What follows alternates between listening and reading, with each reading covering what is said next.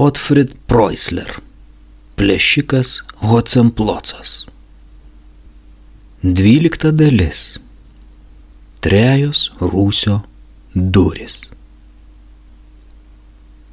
Priskutęs 3 kibirus bulvių, Kaspariukas nusprendė kvėptelti.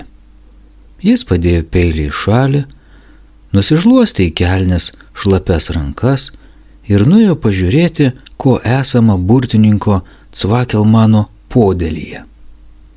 Mat buvo jau beveik pietų metas ir jis norėjo valgyti. Prie pat kamaraitės durų rado statinaitę su raugintais agurkais. Rūgštis pataiso nuotaiką, nusprendė jis. Pats tas maistas man. Ir suvalgė 3 raugintus agurkus. Po to pasijuto daug smagiau ir iš eilės ėmė ragauti visokių marmeladų, puodas prie puodo stovėjusių ant lentynos. Tada išlenkė statinaitę pasukų ir galų gale atsipjovė griežinį saliamio dešros. Mat Cvakelmano kamaroje buvo ir dešrų, ir kumpių. Visokiausio ilgio ir storio dešros kabėjo palubėje, jam tai reikėjo pasirinkti. Kaip pasakų šalyje, pamanė Kaspariukas. Šitaip stovėdamas ir žiūrėdamas į kabančias dešras, staiga išgirdo dūslę aimaną. Kaspariukas visas nustėro iš baimės. Nejau burtų pilyje jis ne vienas? Gal čia dar kas nors yra? Bet kas? Toptelėjo Kaspariukui. Ar man ne vis tiek? Jis atsirėžė gabalą pipirinės dešros ir susigrūdo į burną.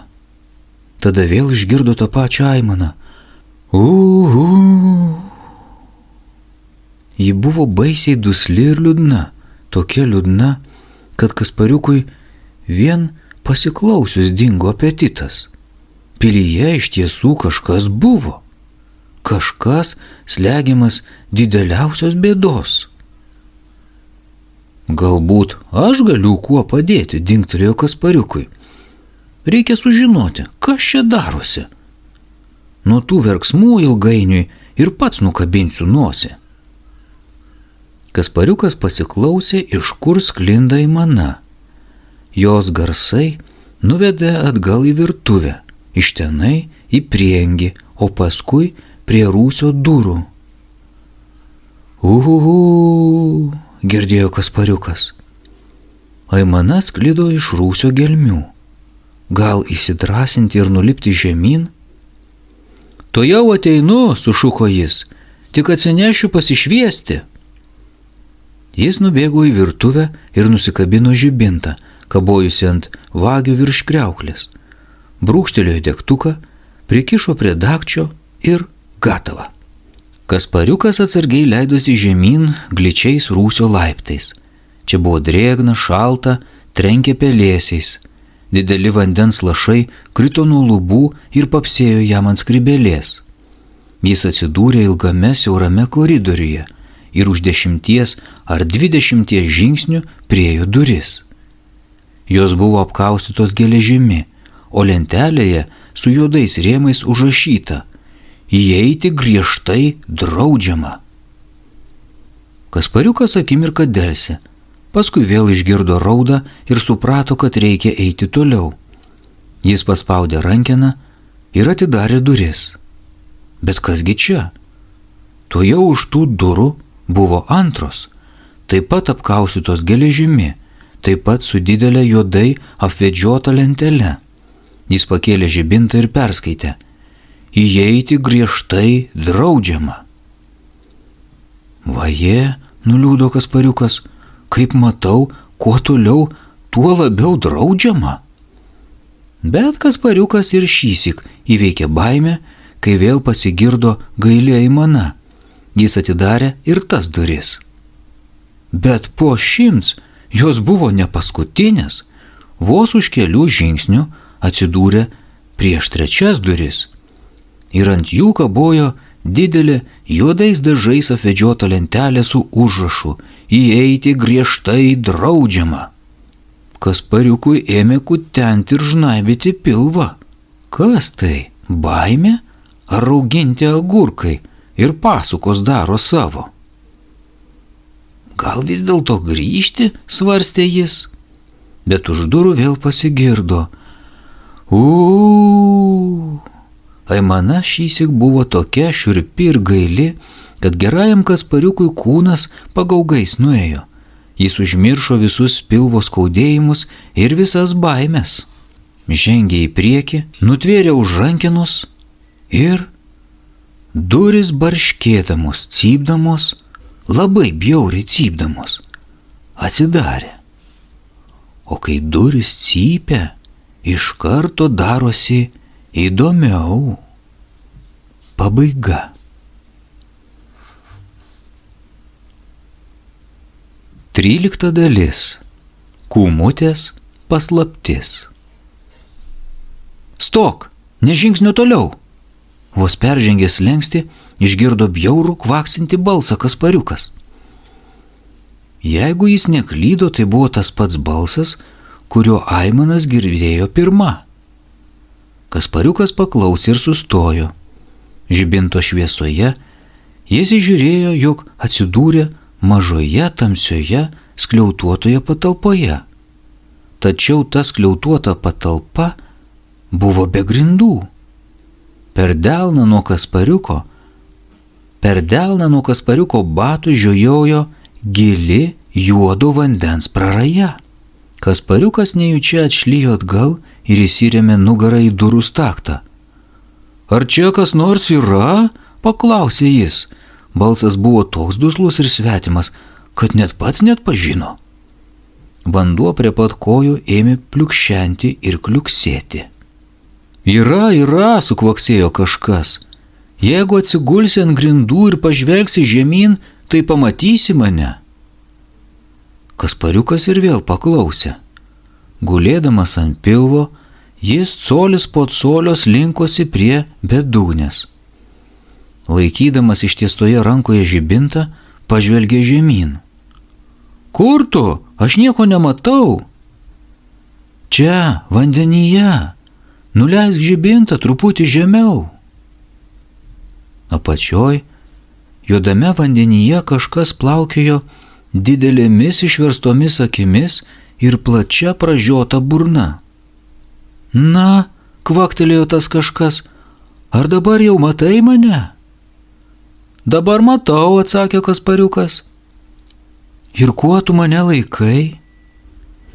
Jeigu būtum truputį mažesnė, tai sakyčiau, kad esi rupūžė arba varlė. Klysti, aš esu kūmutė. Mat kaip, tarė Kaspariukas ir pamanė, bet kaip kūmutė? Tu man irgi per didelė? Paskui garsiai pridūrė. O ką ten darai? Laukiu. Kogi? Išvadavimo. Žinok, kad iš tikrųjų aš visai ne kūmutė, o kas, paklausė Kaspariukas? Nežinau, ar galiu tavim pasitikėti, sukvaksėjo kūmutė, o pasak jos pačios visai kitas padaras. Tave Cvakelmanas atsiuntė? Ne, atsakė Kaspariukas, Cvakelmanas net nežino, kad aš čia. Jis šiandien išlėkė pas savo kolegą į Bukstehudę. Kūmutė giliai atsiduso. Ar tiesa, paklausė ji. Tiesa, atsakė Kaspariukas, ranką prie širdies pridėjęs sakau, o dabar pasakyk man, kas tu tokia, jei ne kūmutė? Kadaise buvau geroji fėja. Fėja? Taip, fėja Amarilė. Bet štai jau 7 metai tupiu šitame varlininke. Cvakelmanas mane užbūrė ir patupdė čionai. 7 metai? Sušuko Kaspariukas. Siaubas. O kodėl Cvakelmanas tave taip nuskriaudė? Todėl, kad jis piktas kaip nežinia kas. Jis nekenčia manęs už tai, kad kartais jam sumaišydavau burtus. Aš buvau jam per gera. Užtat jis mane apmulkino ir pavertė kūmute. Užburtoji fėja ėmė gailiai raudoti. Ašaros riedėjo per plačius skruostus. Kaspariukas būtų ją mielai paguodęs, nes jam buvo jos labai gaila. Bet kaip? Ar galiu tau kuo padėti, paklausė jis.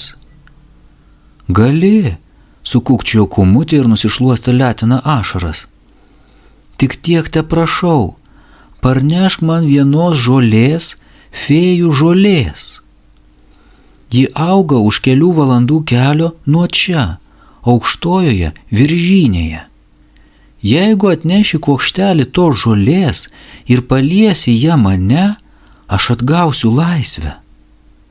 Žolė kaip mat panaikins piktus burtus. Ar atneši?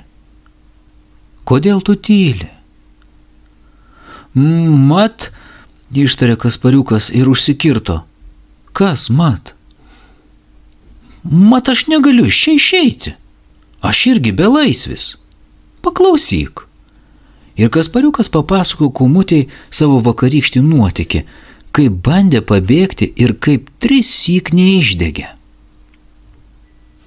Jei galėtum man patarti, kaip iš čia ištrūkti, pridūrė jis, aš tau atneščiau fėjų žolės. Bet turbūt negali. Iš kur tu žinai, sukvarksėjo kūmutė, atmink, aš buvau fėja ir šiek tiek išmanau burtus. Tu negali išeiti iš pilies todėl, kad Svakelmanas užbrėžė aplink ją užburtą ratą. Bet jeigu paliksi pilyje kokį nors savo drabužį, tokį, kuris liečia tavo kūną, tai būsi laisvas ir galėsi eiti kur nori. Tikrai? Paklausė Kaspariukas. Pamėgink, kvarktelėjo kūmutė. Pamatysi, kad nemeluoju. Geriausia palik marškinius, bet gali ir kojinę arba skrybelę. Ir skrybelę? Paklausė Kaspariukas. Betgi jis skolinta, ne mano, o draugo. Nesvarbu, tiks ir ji. Tada, aišku, paliksiu skrybelę, tarė Kaspariukas. Be jos nesunkiai apsieisiu, nes vis tiek per didelė. O dabar pasakyk, kur ta fėjų žolė auga, kaip ji atrodo, tada tikrai atnešiu. Pabaiga.